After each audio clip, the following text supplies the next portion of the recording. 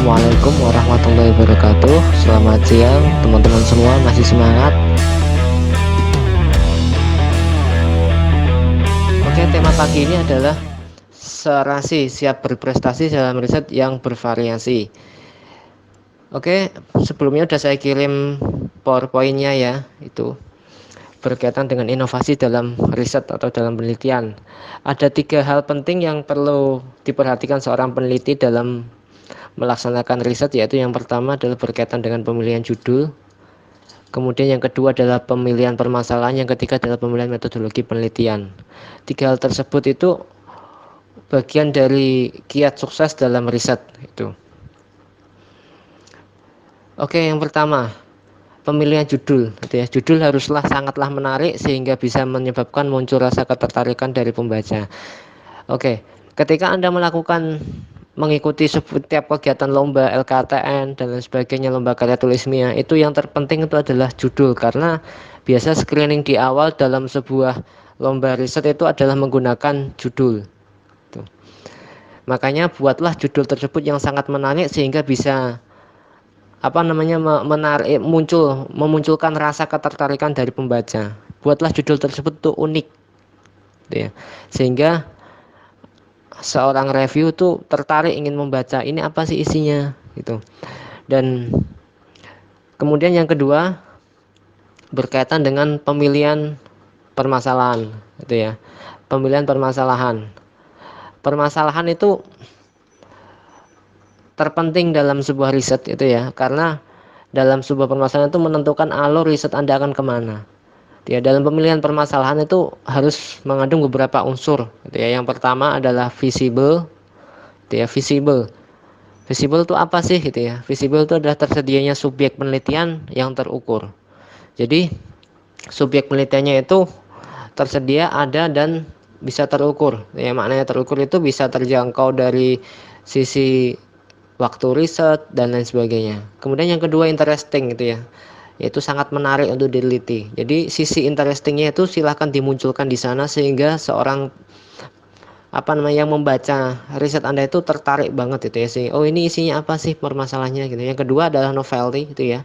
Yaitu ada konfirmasi dari sisi teoretik yang telah ada. Jadi ini tuh posisi riset Anda tuh seperti apa sih gitu. Ini hanya pengembangan kah atau hanya bahasa lainnya, atau dan ya dikembangkan dengan hal-hal teoritis dari berbagai sisi. Kemudian berkaitan dengan ethical, yaitu tentang tidak bertentangan dengan dari sisi norma. Jadi di sini riset itu harus memperhatikan norma juga, karena ini berkaitan mengenai karya ilmiah gitu ya. Yang kelima adalah relevan, yaitu sesuai dengan perkembangan iptek. Kemudian yang ketiga yaitu pemilihan metodologi penelitian. Untuk tercapainya suksesnya dalam sebuah riset itu haruslah disesuaikan antara metodologi penelitian dengan permasalahan. Sangat banyak sekali metode penelitian yang tersedia, yaitu bisa menggunakan metodologi penelitian kuantitatif, kualitatif, research and development, dan yang lainnya. Oke, dalam kegiatan riset ya, terutama untuk anak-anak itu ya, sebenarnya itu banyak hal ya. Anda silahkan kalau ingin berkecimpung dalam dunia riset itu ya, Anda silahkan berimajinasi itu ya. Karena dalam imajinasi tersebutlah akan muncul sebuah ide-ide yang sangat menarik yang nantinya itu akan bisa Anda tuliskan, Anda tuangkan dalam sebuah paper. Gitu. Nah, ini saya akan berikan contoh ya berkaitan dengan riset itu yang dilaksanakan, yang pernah dilaksanakan oleh kakak tingkat Anda itu ya, Mas Andi dan kawan-kawan. Di sini tuh sebenarnya tuh tema besarnya hanya satu, yaitu berkaitan dengan traktor. Tetapi di situ dikembangkan banyak hal itu ya. Nanti akan saya submitkan beberapa judul-judulnya itu yang di grup nanti. Nah, di situ tema besar traktor kemudian kita tarik itu ya, kita breakdown ke bawah gitu ya. Kita pandang dari berbagai sisi sehingga kemudian melahirkan banyak paper gitu ya. Jadi satu tema besar traktor itu bisa melahirkan lebih dari 3 gitu ya, yang kemarin kita lombakan di berbagai lomba di ajang lomba karya tulis ilmiah mahasiswa tingkat nasional gitu ya. Nanti coba saya submitkan setelah ini. Oke, silahkan ditunggu dulu. Oke, dari tema besar berkaitan dengan traktor tadi itu kita coba tarik, kita breakdown gitu ya, jadi subtema-subtema kecil gitu ya. Kita pandang tema besar tadi dari berbagai sisi, baik optimalisasinya, berkaitan dengan rancang bangunnya, berkaitan dengan kebermanfaatnya dan lain sebagainya. Kemudian dari subtema tersebut akhirnya mendapatkan itu ya 4 judul baru itu ya, sehingga kita bisa membawa itu ya, kita bisa mengklasterkan permasalahan-permasalahan dari subjudul-subjudul yang sudah ada, subtema-subtema yang sudah ada. Dari contoh cover riset yang saya kirim tadi itu ada 4 itu adalah contoh beberapa proposal riset itu ya yang telah dilombakan oleh teman-teman di matematika, yaitu oleh Mas Andi, yang bisa menghasilkan kemarin berbagai juara itu ya, dari ITB, FOE, kemudian yang terakhir di Makassar kemarin mendapatkan masuk ke final, yaitu bisa masuk ke 5 besar. Jadi dari subtema-subtema tersebut kita poles judulnya yang sangat menarik, sehingga para reviewer itu tertarik ingin membaca dan ingin melihat lebih dalam berkaitan dengan itu. Jadi kunci sukses dalam lomba karya tulis ilmiah berkaitan dengan riset itu adalah judul. Kemudian yang kedua adalah berkaitan dengan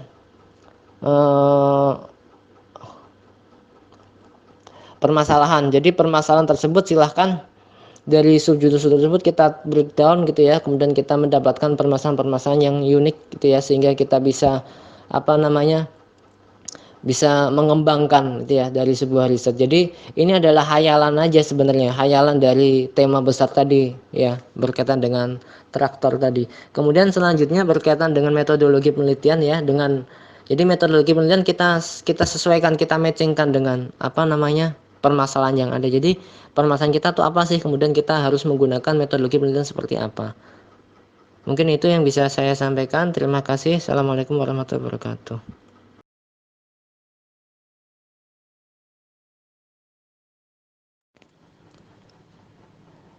Terima kasih atas pertanyaannya dari Mbak Ana Francisca gitu ya, dari jurusan IPA, berkaitan dengan ide, cara memunculkan ide itu ya.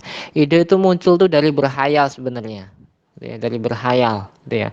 Berhayalnya bukan berhayal berkaitan dengan ilmu pengetahuan gitu. Jadi teman-teman bisa Anda silahkan sebelumnya baca-baca dulu ya keilmuan Anda, konsep-konsep ilmu yang Anda pelajari. Kemudian Anda coba untuk berhayal ketika diberikan treatment A nanti hasilnya apa, kasih treatment B hasilnya apa, ketika kita perlakukan seperti ini kondisinya gimana gitu.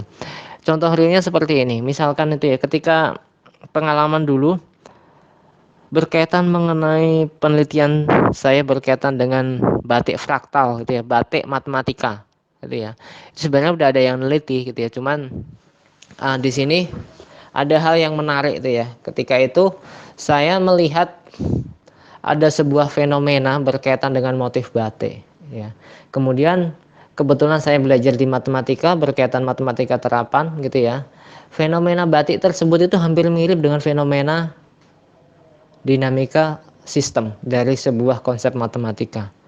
Jadi kemudian dari keilmuan yang saya pelajari ketika saya di bangku kuliah gitu, kemudian saya kaitkan, oh iya ya, bagaimana ya cara bisa membuat sebuah motif batik menggunakan konsep matematika gitu. Kemudian karena ada persamaan antara dinamika ya, persamaan antara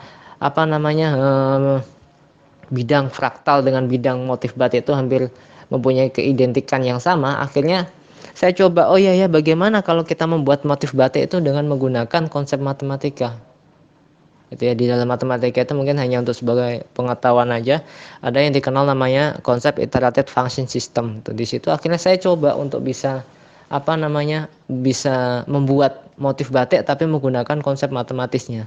Kemudian di sini saya melihat ternyata sudah ada yang pernah meneliti berkaitan dengan itu di ITB ketika itu. Kemudian saya mencoba, oh iya ya, ketika di ITB menggunakan program ini, saya coba dong kenalkan Kalau misalkan saya pakai program yang lain gimana gitu ya. Akhirnya novelty-nya saya berikan menggunakan Wolfram of Mathematica. Kemudian dari situ akhirnya muncul ide berkaitan dengan pembuatan motif batik matematika dengan programming Wolfram of Mathematica. Akhirnya kemudian baru saya kerjakan riset tersebut sampai saat ini. Kemudian ada lagi gitu ya. Ada mungkin anak mahasiswa ya mungkin melihat ada seorang mahasiswa yang melihat ada sebuah traktor, kemudian apa sih gitu ya, traktor tersebut kalau ditarik pakai sepeda gimana ya gitu. Akhirnya dari hal-hal yang sederhana aja itu ya, dia ilmunya matematik mbak gitu, tapi bukan berkaitan dengan pertanian, tapi dari situ dia mengembangkan, oh ya kalau dibawa ke matematik, desain desain traktornya gimana, rancang geometrisnya seperti apa. Akhirnya dibuatlah sebuah rancang geometris traktor tersebut. Akhirnya kemudian jadi sebuah ide. Kemudian dari satu ide itu kemudian dimunculkan lagi itu ya. Oh ya, nah dari sisi rancang bangunnya itu ya bagaimana berkaitan dengan optimalisasinya itu ya. Jadi dalam matematik juga dipelajari berkaitan dengan teori optimisasi. Kemudian kita coba untuk bisa melihat traktor tersebut dari sisi optimalisasinya. Kemudian di situ jadi ide lagi. Kemudian dan seterusnya dikembangkan terus. Akhirnya disitulah satu ide kecil kemudian kita tarik, kita bawa itu ya. Akhirnya muncullah ide-ide yang lain. Jadi kuncinya cuma satu ya, perbanyak pengetahuan membaca. Kemudian yang kedua, coba Anda untuk berimajinasi berkaitan dengan pengetahuan yang sudah Anda baca. Keywordnya hanya itu aja ya. Jadi silahkan perbanyak baca berkaitan dengan keilmuan Anda yaitu IPA itu ya. Kemudian perbanyaklah imajinasi itu ya berkaitan dengan keilmuan Anda. Sehingga nanti akan muncul sebuah permasalahan, dan permasalahan tersebutlah yang Anda nanti akan menjadikan sebuah tolak ukur titik awal Anda untuk melakukan riset. Oke, begitu Mbak Ana Francisca, terima kasih, semoga bisa mencerahkan. Assalamualaikum warahmatullahi wabarakatuh.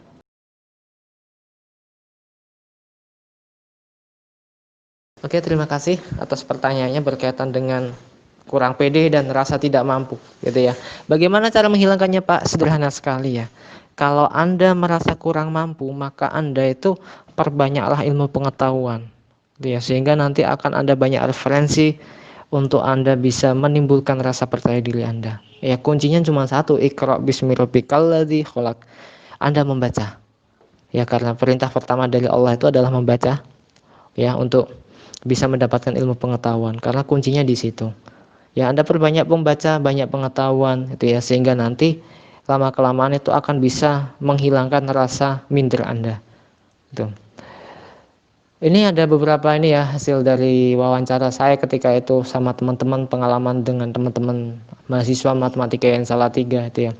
Ketika dulu di awal itu ya, pertama kali itu ya seorang mahasiswa tampil di Festival of Agroindustri di IPB Bogor gitu ya.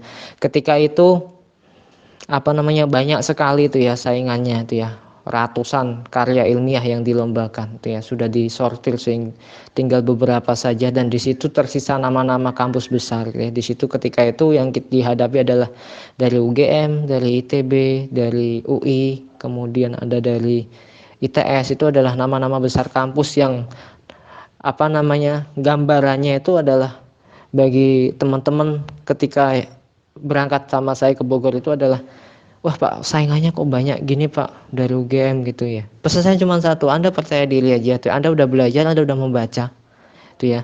Dari situ nanti insya Allah akan muncullah rasa rasa pede gitu ya, sehingga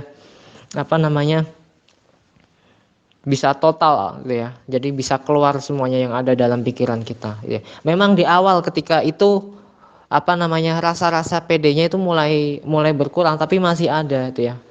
Masih ada rasa mindernya ketika itu gitu ya. Oke, enggak apa-apa, itu pertama kali gitu ya. Ketika itu saya udah acungi jempol sekali di situ. Ketika itu ketemu sama teman-teman dan ketika hasil penilaian gitu ya. Akhirnya dia jadi juara harapan 1, dan di bawahnya masih ada tim IPB 2, masih ada tim dari perguruan tinggi umum yang lainnya. Kemudian dari situ kita pulang itu ya, akhirnya dari situ kita evaluasi itu ya, apa yang Anda dapatkan dari sana.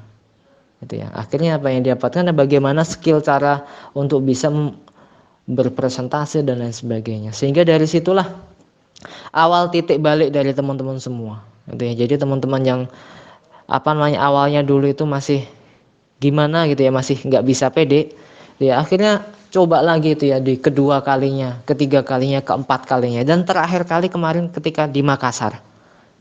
Ya, ketika di Makassar itu ya ikut Olimpiade Sains Nasional, Lomba Karya Ilmiah Nasional itu ya, yang dibuka oleh Pak Wakil Menteri ketika itu. Disitulah itu ya, Mas, ketika itu tim dari Yen Salatiga presentasi di situ gitu ya. Ada salah seorang dosen dan tim penilai di sana cerita sama saya, sebagai dosen pembimbingnya, dia bilang gitu ya, ini anak Anda ini kok percaya dirinya sudah luar biasa, gitu ya. Jadi memaparkan sebuah konsep riset yang dia punya itu ya, sama aja kayak udah memaparkan seorang dosen memaparkan materi kepada muridnya. Dari sini itulah akhirnya bisa ditarik kesimpulan benang merahnya. Ketika di awal dulu di Bogor dia kondisinya seperti masih belum bisa maksimal percaya dirinya, gitu ya, dengan dia banyak membaca, dia banyak berkecimpung dengan dunia riset, gitu ya. Kemudian dia banyak referensinya, gitu ya. Ketika di Makassar terakhir kali lomba kemarin tuh dia sangat pede sekali, gitu ya. Dan disitulah akhirnya bisa kita tarik kesimpulan bahwa rasa percaya diri itu muncul yang pertama itu karena Anda sering membaca, ya, perbanyak pengetahuan. Yang kedua, Anda sering melaksanakan kegiatan riset ilmiah. Nanti lama kelamaan nanti akan menjadi sebuah habitual activity Anda menjadi seorang calon pendidik. Mungkin itu jawaban dari saya, Mas Baihaqi. Semoga bisa mencerahkan.